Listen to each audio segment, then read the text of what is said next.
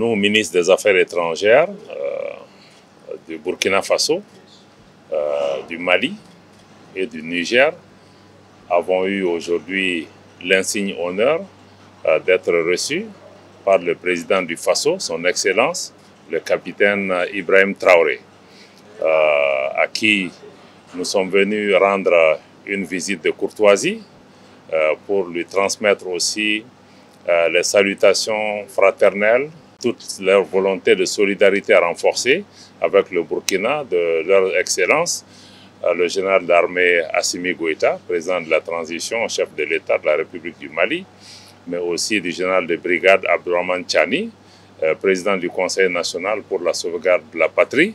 et chef de l'État de la République du Niger, en lui transmettant leurs meilleures salutations et leurs vœux de prospérité, de succès, de sécurité et de paix pour lui-même, mais aussi pour le peuple burkinabé. Nous sommes là aussi pour pouvoir rendre compte au chef de l'État de la réunion qui s'est conclue hier soir des ministres des Affaires étrangères de la Confédération des États du Sahel, qui avait pour objectif essentiel pour nos pays de pouvoir discuter des relations entre la Confédération des États du Sahel et la CEDEAO, un an après avoir acté le 28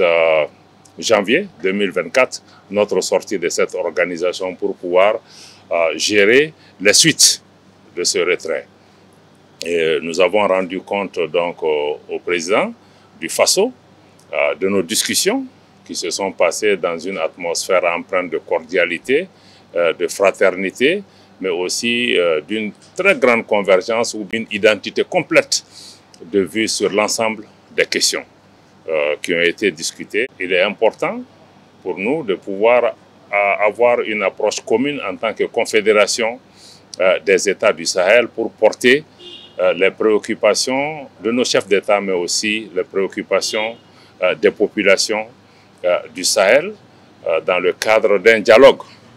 que ce soit avec la CEDEAO, avec toute autre entité, tout dialogue qui préserve les intérêts fondamentaux de nos populations. Donc nous avons rendu compte aux chefs de l'État de nos échanges et aussi des pistes qui ont été dessinées en vue de leur validation par les chefs d'État. Nous avons aussi en retour recueilli les orientations du président du Faso. Le président du Faso, comme le président du Mali et le président Tchani, sont sur la même longueur d'onde au nom de ses pairs. Il a apprécié le travail qui est en cours. Il nous a encouragés à poursuivre ce travail et que les orientations qui ont été données ont été clairement mises en œuvre par le ministre des Affaires étrangères. Donc, nous pouvons dire aujourd'hui, au nom de nos chefs d'État, que la marche de la Confédération des États du Sahel se poursuit inexorablement. Et au nom de nos chefs d'État aussi, il est important que nous puissions encore une fois rassurer nos populations. Nos chefs d'État ont pris une décision qui a été mûrement réfléchie. Ces implications ont été identifiées. Les mesures correctives ou proactives qui doivent être prises ont été identifiées. Et ces mesures commencent à se dérouler. Vous avez vu il y a quelques jours, nos pays ont décidé, à compter du 29, de mettre en circulation un passeport